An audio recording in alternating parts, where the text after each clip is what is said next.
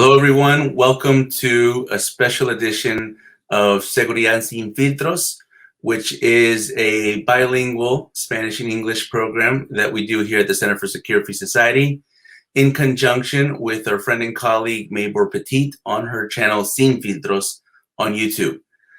Today's show, we're going to talk about a development that's been ongoing since essentially the end of May, at least publicly since the end of May, and privately even before that, which is the story of these Iranian warships that have entered the South Atlantic, initially thought to be headed towards Venezuela, and now appears to have changed course and headed towards the Mediterranean Sea.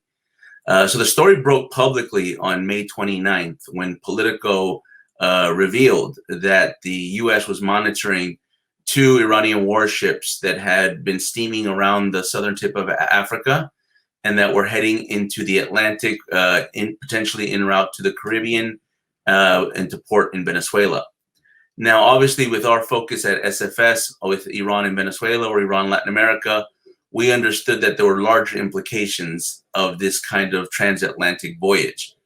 The first implication that we highlighted was that this wasn't a rash decision on behalf of Iran or the Maduro regime in Venezuela, but rather this was a escalation of a project between the two regimes, both in Iran and Venezuela, that had begun more than 20 years ago. At least for the last 16 years, since 2005, the Iranian military has already had a presence in Venezuela, gradually building its capabilities to come to a point to where they can receive Iranian warships along the Caribbean coast. So for the last 3 weeks, there was a lot of scrambling to get the story right. A lot of articles, a lot of analysts and experts made prominent opinions. There wasn't a whole lot of commentary from the Biden administration other than the Secretary of Defense, Lloyd Austin, and some defense officials mentioning to Congress and to others that they are alerted by these Iranian warships and they're monitoring them closely. There was the revelation that the ships changed course. And it's not clear as to why they changed course. Some have speculated that that might be due to the economic and diplomatic pressure that was placed on the Iranian regime, or it could be another reason. It could be a logistical reason, a maintenance reason.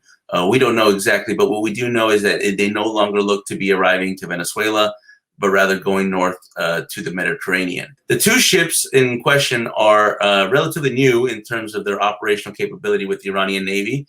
The first is the Macron. It's a mobile forward mobile sea base, essentially the equivalent to the U.S. Navy's mobile expeditionary sea base, which is a long ship, about 750 meters, about 250 feet or so, that essentially is a loading dock that carries all kinds of armament, equipment, and other kinds of materials for a long voyage into the international waters.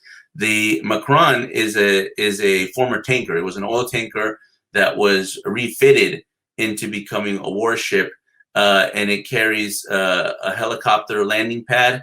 And according to satellite imagery that was revealed by the U.S. Naval Institute News, at least 7 fast attack craft, which are these long speedboats that the Irgc Navy uses very regularly in the Persian Gulf and in the Straits of Hormuz to harass oil tankers or other naval vessels from the United States or other countries. The other vessel is a smaller ship. It's an amphibious ship. It's a support vessel, a corvette called the Sahand. The Sahand is equipped with different levels of weaponry, including surface-to-air missiles, surface-to-surface missiles, electronic warfare capabilities, as well as stealth techniques. The Sahand has an interesting history in the sense of its name. The Sahand, this vessel, is actually named after a previous Iranian vessel that was sunk in Iranian waters back in 1988. In the height of the Iran-Iraq War, President Reagan in the United States had a confrontation with the Iranian Navy. At the time, we were backing the Iraqis in that conflict. And through an operation called Operation Praying Mantis, the United States literally sunk almost half of the Iranian Navy. One of the main vessels that was sunk during that operation was a vessel named the Sahan. So this current vessel, this current corvette, Iranian naval frigate, the Sahan, is essentially a renaming of the previous sunk vessel. So the Macron and the Sahan were heading south and were entered into the Atlantic.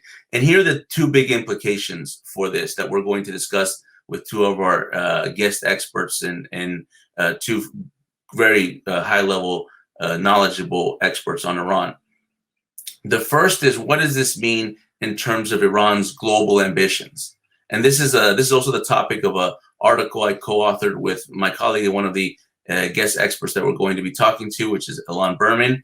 And the point of that article is that irrespective of whether Iran was going to Venezuela or if it ends up going to the Mediterranean, nonetheless, this is the first time that the Iranian Navy has done a circumnavigation around the continent of Africa.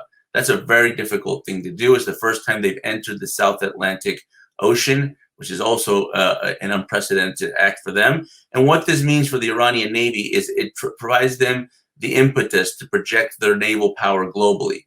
In the eyes of the Iranian regime, they see themselves as, quote unquote, the center of the universe, meaning that they see all politics revolving around them.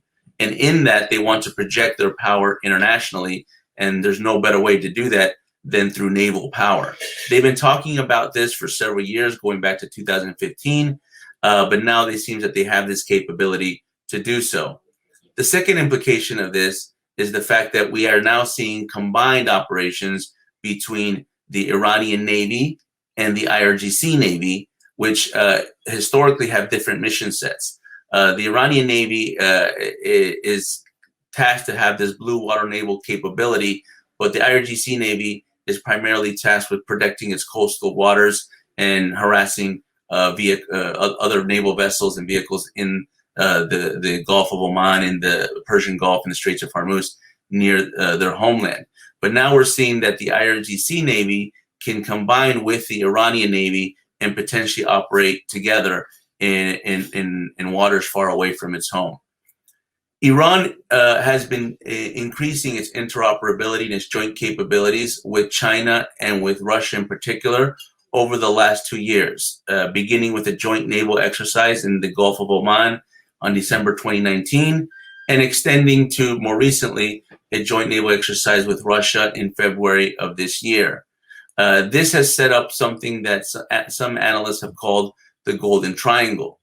If you look at the recent report, or the 2019 report by the Defense Intelligence Agency, they show essentially where these naval exercises have taken place. And the Golden Triangle lies within the points of the Straits of Hormuz, the Gulf of Aden, and the Straits of Malacca, essentially between Indonesia and Malaysia heading into the South China Sea. A very strategic area that Russia, China, and Iran have been building joint naval capabilities to be able to monitor and control the maritime traffic within those waters. And so my belief, my analysis is that that capability is coming to the Caribbean.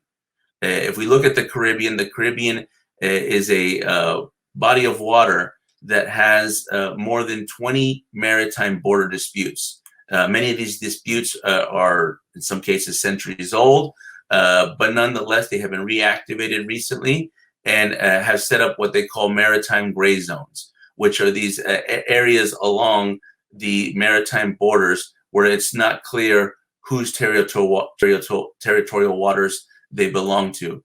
Venezuela has at least 3 of these maritime gray zones. One is with its maritime border with Colombia, and it has 2 with its maritime border with Guyana on its eastern side.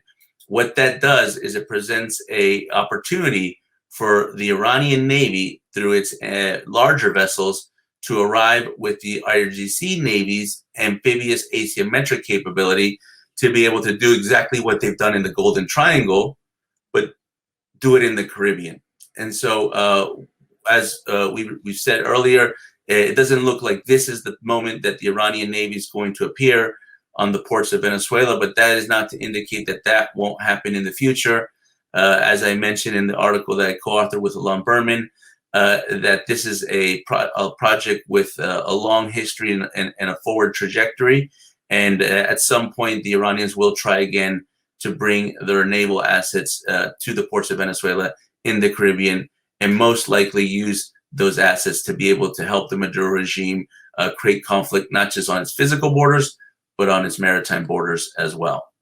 So with that, we're going to have this discussion with two guest experts that are going to talk everything from the strategic side of what these Iranian naval ambitions mean, to the tactical side and operational side of how they've been able to use their asymmetric amphibious capabilities to harass naval vessels by the US, the UK, and others, as well as commercial oil tankers in the Middle East, and what that means particularly for Latin America. My first guest will be Ilan Berman, who I mentioned is a good friend and colleague. He's the Senior Vice President of the American Foreign Policy Council. He's a prolific writer and has authored a number of books on Iran, including a book that we co-edited together that was published in 2014 called Iran Strategic Penetration of Latin America. I've been able to travel with Ilan quite frequently to Latin America and have learned a lot about the Iran's global quest for power through his analysis. So we're all going to have the privilege to talk to Ilan to understand the bigger strategic implications of Iran's transatlantic voyage into the Atlantic. Our second expert is Michael Pregent, who is a senior fellow for the Hudson Institute, who was a career intelligence analyst for the Defense Intelligence Agency, who is an individual that's frequently commentated and referenced in the media because of his expertise specifically on Iran's asymmetric capabilities. He spent a significant amount of time in Iraq studying how Iran works with proxy elements in that country, and has now written and analyzed a tremendous amount of material of how Iran has helped its proxy groups worldwide, including obviously the Houthi rebels in Yemen, Hezbollah in Lebanon, the Assad regime in Syria, and including the Maduro regime in Venezuela. So we're going to be able to have this conversation with both Ilan Berman and Michael Pregent and talk about what is Iran's true naval ambitions into the Atlantic and what does this mean for U.S. national security. I'd like to give a warm welcome to my good friend and colleague, Ilan Berman. Ilan Berman is the Senior Vice President for the American Foreign Policy Council. He is a renowned expert on Iran, on Russia, on great power competition, and Islamist terrorist networks worldwide. He's the author of several books, including several books on Iran itself, on Iran's strategy and Iran's global ambitions. And he's a tireless travel companion for myself. We've been able to take Ilan to Latin America several years in running, and he's done several briefings in Latin America in countries like Colombia, Bolivia, Peru, Brazil. So he's not a stranger to the region, but he's definitely a welcome guest to Seguridad Sin Filtros. Ilan, great to have you here. It's a pleasure to have you on our show. Oh, thanks, Joseph. It's wonderful to be here. Okay, so to begin, I'd like to give a little plug to shameless self-promotion to our joint op-ed. Ilan and I, who worked together on this issue of Iran and Latin America for several years, we started talking, I think it was in the beginning of June, and we knew about the warships, we knew about the potential voyage, transatlantic voyage to Venezuela, or to the Caribbean at least. And we decided to start prepping with that to put this into a larger context so that most of the public and also the policy community can understand. So Ilan, to begin the conversation, I'd like for you just to kind of begin where you began the op-ed, in a sense of paint this picture of where does this kind of transatlantic voyage by the Iranian Navy fit within their larger geopolitical strategy? Because obviously Iran's not known to have a conventional military that's at all very capable, unlike most Western nations, but yet they may have a different view of themselves. So maybe you could help us understand what's the big picture here. Right. So no, and I think that's exactly the right place to start, because what we're really talking about are two separate things. One is Iran's expanding military capabilities, and those capabilities are expanding, and they have expanded over the last several years. And the second is Latin America, and sort of how Latin America nests and fits into Iran's larger global strategy. So on the first part in particular, it's worth noting, I think, that what we've seen over the last several years has been a fairly significant expansion of Iran's military ambitions and strategic ambitions. The Iranian regime is an exceptionalist regime. It believes that it is naturally the regional hegemon of the Middle East, that in their own words, that it's the center of the universe around which regional politics have to revolve. But for years and years, the Iranian regime hasn't been able to achieve that objective. They've been constrained by ruinous economic policies in the early going. They've been constrained by the 8-year war with neighboring Iraq, and then more recently by Western sanctions.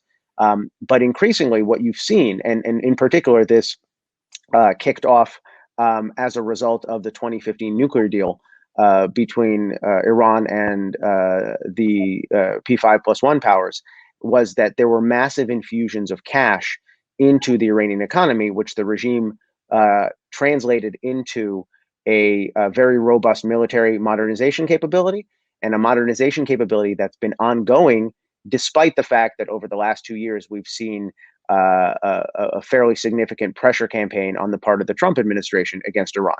And so what you see is, these long-standing ambitions and increasingly these military investments that make Iran capable of this sort of global reach. And the Iranians have been talking about a global reach, in particular a naval global reach, for a long time.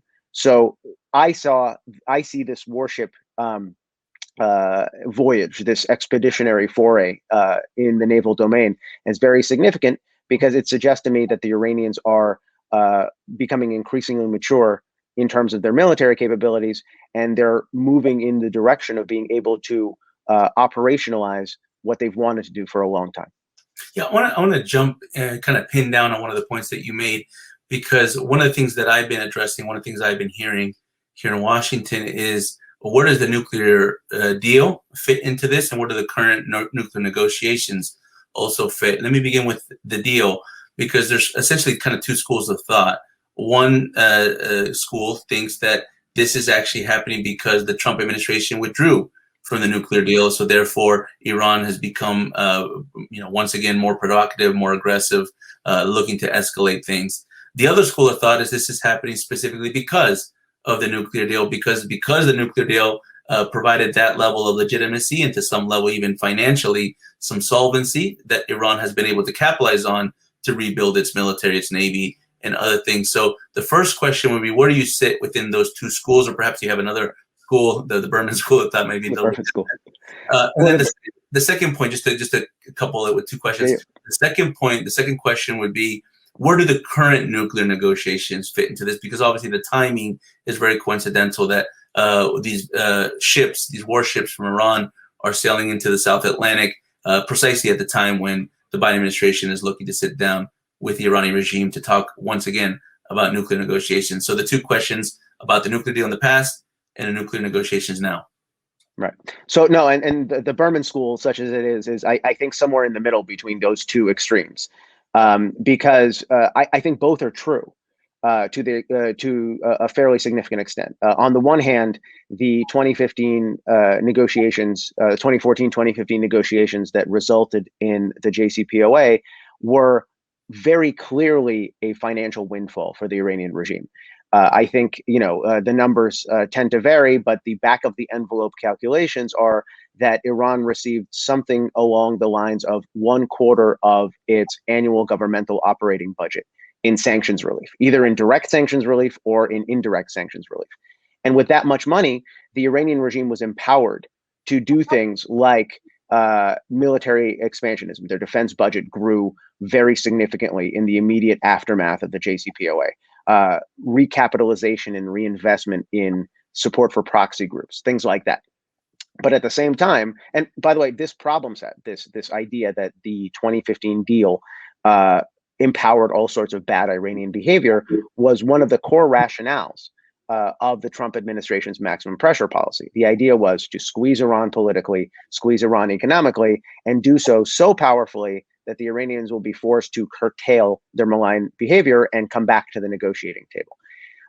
But maximum pressure, and I think objectively maximum pressure can be said was a tactical success. I mean, it was very clear that pressure from the United States, the expanding level of sanctions, had an effect on the Iranian economy, had an effect on political stability within Iran, but it didn't seem to have an effect on the amount of money and the amount of attention Iran was paying to military modernization.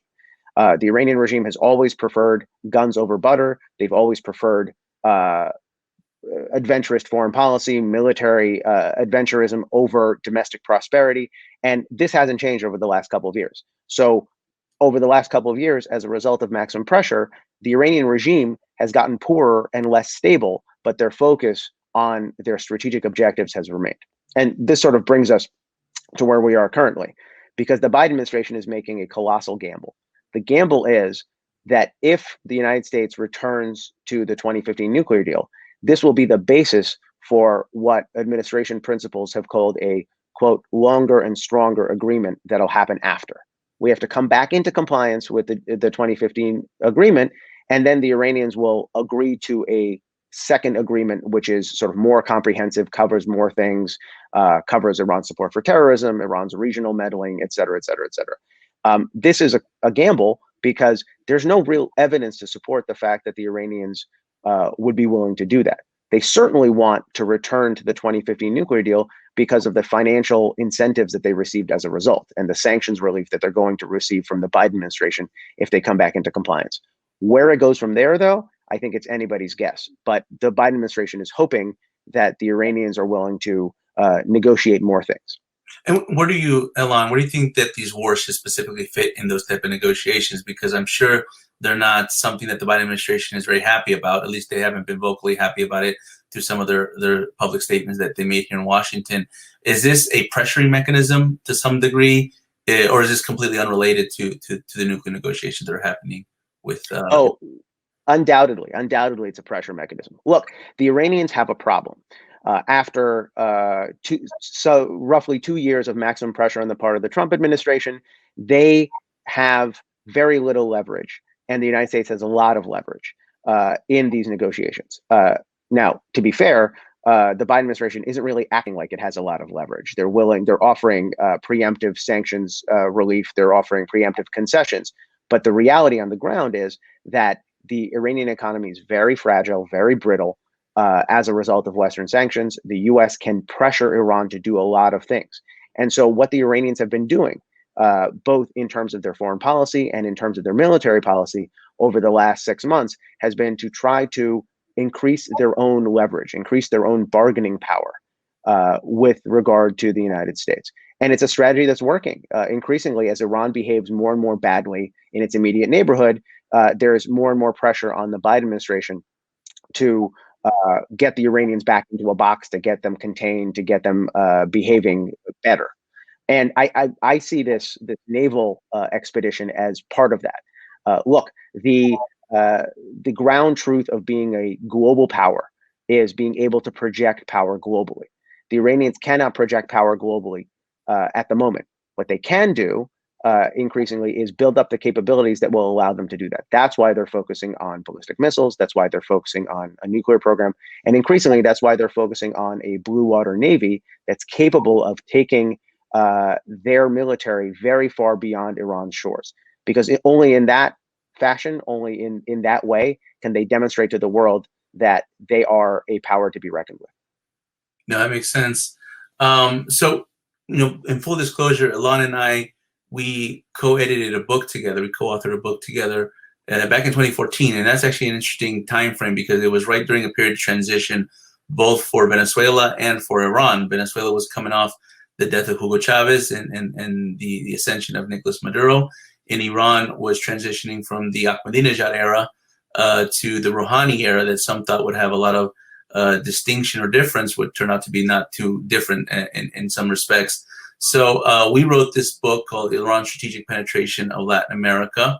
And what we predicted at the time in the book was that the relationship was enduring, that it didn't matter whether it was Ahmadinejad or Chavez or now Rouhani and Maduro, that the relationship, not just with Venezuela, but starting with Venezuela, but then potentially with other countries in the region, that Iran had a clear plan for how it wanted to penetrate Latin America. So Ilan, the last question actually that I have for you is, what do you think the relationship between Iran and Latin America is going to move towards? And now that we're seeing a clear escalation on behalf of Iran, we're seeing now overt military maneuvers, naval maneuvers, potentially into the Caribbean, into Venezuelan ports. And also, what should Latin Americans be on the lookout for? Because you're very well acquainted with how Iran operates in its near abroad, with supportive proxy groups. It's also its constant provocations and aggressions in the Gulf of Oman or in the Straits of Hormuz. Is this something that we now have to prepare for in the Western Hemisphere in Latin America? Are we far away from that? So what would be your message to Latin Americans who aren't used to running warships in the waters? Right, and on its surface, right, it looks like a very strange phenomenon, but it follows a pattern, and it's something that you've written about. It's something that I've written about. This pattern of penetration, where Iran goes from these irregular activities, starting with a decade and a half ago, starting with the assistance to Iran that was provided by anti-American regimes in Latin America for sanctions busting, right? For being able to keep their economy afloat despite widening Western sanctions, to where we are today, where increasingly you're moving from the irregular to a formal lash up between militaries, to a formal presence. You're moving from the tactical to the operational. And increasingly, the concern that I have, and a number of my colleagues have, is the degree to which Iran can have a sustainable strategic footprint in the Americas isn't just a political oddity, isn't just something that's sort of strange. It's a sort of a facet of modern politics, because Iran very clearly sees these sort of connections with countries like Venezuela, with countries like Cuba, and other regimes in the region as being operational in nature, as being able to to make real a military partnership that until now has been mostly political, mostly ideological. So that's what I really worry about. What I really worry about is these ties that Iran has to Latin America. As they become increasingly mature, they become more and more concrete. They become more and more operational in a way that empowers anti-American regimes in the region and provides very significant strategic support to the world's leading state sponsor of terrorism. No, absolutely. I think this is a clear warning sign. Back in the day when me and Ilan used to actually spend more time in Latin America, we would say that this is maybe in the third inning, to use a baseball analogy. And what do you say, Ilan? Maybe we're in the sixth inning now, or seventh inning. Yeah. We're getting towards the end of the game, in the sense that if you look back, and just sort of an interesting historical analogy, in the last 15 years, there have already been 3 plots, either organized directly by Iran and its various military factions, or inspired by Iran, that have been directed against the continental United States. And my sense is, unfortunately, that's a sign of things to come, because as Iran becomes more and more established in the Western Hemisphere, the threat from Iran, not just ideological, not just political, but increasingly operational, becomes much more active. Well, awesome, Ilan. Masterful as always. It's always a great pleasure to have you. I'm very excited that the Latin American audience will get to listen to you, and hopefully, when the pandemic subsides, we're going to bring you back to Latin America and to some of these trips that we've taken into the region. Just as a final takeaway, Ilan, where can the audience find you? Where can they follow you? I know you're the Senior Vice President, American Foreign Policy Council, an excellent think tank that talks about a lot of the big issues, including Russia, China, and Iran. But if you could give us just a plug of where the audience can find you or follow you and AFPC. Sure. The American Foreign Policy Council is online at www.afpc.org. You can follow me on Twitter at Ilan Berman, ILANBERMAN. But mostly you can sort of see me, hopefully in the near future, traveling with Joseph. Perfect. Yeah, we'll put all the links in the descriptions and the show notes. So thank you again, Ilan. It's a pleasure to have you. And we'll definitely count on you next time. We have a pending conversation on Russia as well. So we'll definitely call you again to have that conversation, because as we know, Russia and Iran are also allies in this kind of global geopolitics. Thank you once again, and we'll go back to the regular programming. Perfect. Thank you. Okay, well, thank you again to everybody for joining us once again for another episode of Seguridad Sin Filtros. I have a great friend and colleague that's going to be joining us today. Michael Pregent, who's a senior fellow for the Hudson Institute, has probably one of the most extensive backgrounds in the country when it comes to understanding and analyzing Iranian proxy groups. He has a long bio that's available on the Hudson Institute website that we're going to list, but I want to just read one excerpt of his bio because I think it really shows the depth of his knowledge, where Michael spent considerable time working malign Iranian influence in Iraq as an advisor to Iraq's security and intelligence apparatus, including an embedded advisory role with Prime Minister al-Maliki's extra-constitutional office of the Commander-in-Chief, an office set up to ensure Iranian-backed Shia militia party control of Iraq's security and political process. So essentially with that experience, Michael, you have firsthand experience as a practitioner, as a former military intelligence officer and analyst, but also now as a scholar, being a senior fellow at the Hudson Institute, to help us understand how this can eventually impact us in Latin America. What I like to start, Michael, to begin the conversation a little bit is one, to talk a little bit about Iran's big picture ambitions, their naval ambitions, but just maybe their global ambitions. Iran views themselves as a global power. They've said it and they repeated it and put it in their doctrine. And I think part of that global power is essentially to project naval power. So if you could give us a little quick summary of Iran's naval power projections abroad. I imagine most of that's been in the Middle East. And then maybe where you think they want to go with a potential blue water navy that seems something that they're looking to materialize very quickly. Well, thanks for having me. I just want to say that position that I had inside of Prime Minister Maliki's Office of the Commander-in-Chief was not to help him with the militias, but to advise the U.S. command of what Maliki was doing with regards to facilitating Iran's takeover of Iraq. So we're seeing forced projection by the Islamic Republic of Iran. We've seen harassing attacks in the Persian Gulf, in the Gulf of Oman, in the Gulf of Aden. The Irgc Navy basically supports proxies through arms transfers, through setting up command and control platforms, and they do it on their frigates. So there's a frigate sitting out off the coast of Yemen that basically provides command and control to the Iranian proxies on the ground, the Houthis or Ansar Allah. And then, of course, we've seen the harassing attacks in the Gulf of, in the Persian Gulf against oil tankers in the Strait of Hormuz.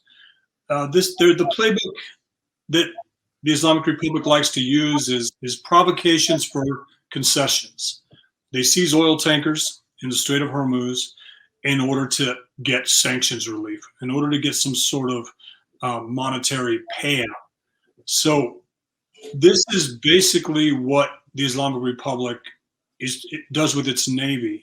It harasses, it basically extorts money by telling the region, if you want the Strait of Hormuz to be safe, then give us money to protect you from the threat, when they in fact are the threat.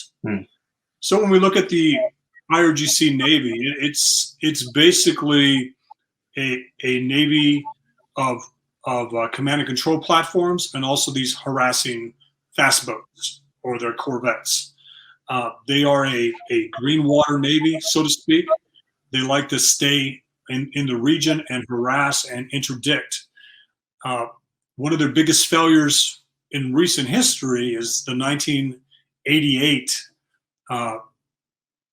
attack on the U.S. Navy by the United States. A lot of people don't know about this or don't remember it. But when Iran was mining the Strait of Hormuz and the Persian Gulf, it was hitting oil tankers in international waters.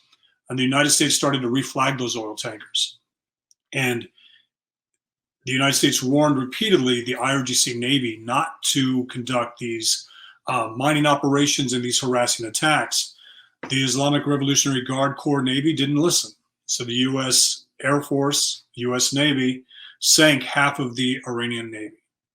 I mean, basically decimated Iran's naval capability in 1988 in Operation Praying Mantis. And that was recently referenced when Qasem Soleimani was killed, January 2nd, 2020. General Petraeus said the U.S. had restored deterrence and cited Operation Praying Mantis as the last time the United States had established deterrence. And what followed was Iran backed down. Iran backed down once they faced force. We are now seeing these provocations accelerated with the recent move of the Iranian, several Iranian naval vessels trying to attempt to push into the Atlantic Ocean. Yeah, let me jump in right there, Michael. I think that was a great kind of overview. And you mentioned the 1988 operation under President Reagan that essentially sunk the Iranian Navy, Operation Praying Mantis. So an interesting anecdote, one of the vessels that was sunk during that operation was called the Sahand. It was one of the frigates from the Iranian Navy. That is the same name. They renamed their most recent vessel that's one of the warships that's coming around the coast of southern Africa into the Atlantic is the Sahand, which kind of is an anecdote to kind of suggest that maybe this is a revenge mission. Now, Iran obviously talks a lot about revenging for that, but also revenging for the death of Soleimani. Let me ask this question then. How much of this potential warships that coming to Venezuela, coming to the Caribbean, how much of that is a kinetic threat, meaning it could provide actual kinetic challenge and attack of some sorts, even if it's an asymmetric attack, but any kind of kinetic attack on U.S. naval vessels that are patrolling the waters, that are constantly patrolling for drug trafficking, but also partner countries like Colombia, Guyana, and others? Or how much of it is a propaganda value for Iran to say we are now a global power because our warships are in the Atlantic and the Caribbean? I imagine it's an element of both, but can you help us balance that a little bit? Where's the balance? Yeah, I think it is both. So let's look at it. It is a threat because what Iran likes to do is to push weapons to countries like Venezuela. They push weapons to Lebanese Hezbollah. They pushed weapons to the Houthis using frigates. And these frigates were sanctioned under Annex 2 of the Iran deal, the JCPOA. This current move to again, move a frigate that's been converted to a command and control platform that has 7 attack boats on its deck, or at least it did when it started taking off, could potentially have ballistic missiles in its cargo bays, is moving towards Venezuela not only as a test of the Biden administration, but also to demonstrate capability that the Islamic Republic of Iran is now a blue water navy. It has expressed its desire to move into the Atlantic Ocean since 2019. It didn't do that under the Trump administration. Remember, under the Trump administration, President Trump said that any vessels moving arms towards Central and South America would be targeted by the U.S. because the intel at the time said it could be ballistic missiles or ballistic missile technology. And the last thing we want to do is see an increased capability in Venezuela that has few friends. And as you and I have talked about in the past, Lebanese Hezbollah is there. Lebanese Hezbollah is in the area. It's also a show of force. It's a public relations. It's a strategic comms message to the Biden administration that, we're coming, and you know what? It's going to take us about, 10 more days to get to where we need to go? And in those 10 days, they hope to negotiate the Iran deal in Vienna. So does this military, grouping turn around if the Biden administration caves in Vienna? Or does it continue to come knowing that the Biden administration isn't going to hold them accountable? Now, what we do know is the Biden administration has reached out to Cuba and Havana Cuba and Venezuela, Caracas and Cuba. I'm sorry, in Havana. Based on the political report that came out today, the political report's pretty solid report, and they're urging countries to turn these military vessels away. Iran's not worried about that, and that's very telling. They're continuing, they're coming, and they're using it again as leverage to get concessions from the West. So we'll have to keep looking at this. Yeah, I think no. So you're right. I think there's kind of a wishful thinking that Iran's going to turn these vessels around. I think there's a logistical challenge to actually turn them around and go back. They're actually closer now to South America than they are to go back to the Middle East. So I don't know if these vessels can actually make the voyage mid transatlantic. But so we understand the Venezuela context of all this, the Latin America context. We understand how the Maduro regime and Havana and everybody else that's aligned with that regime benefits from this sort of provocation. But if you could give us, and you touched on it with the nuclear deal, but if you could give us a little bit of the Iranian context from this, right? How does this really benefit the Iranian regime? Because they have elections coming up soon. We know that those aren't democratic elections, but nonetheless, they use that to be able to help try to consolidate their power internally. They have the nuclear deal. I mean, how much do they really want this nuclear deal? Is it something that they even care for at this point, since they already reaped the benefits from the previous nuclear deal? And what does this do for them in their homeland? If you could help us understand the Iranian perspective of all this.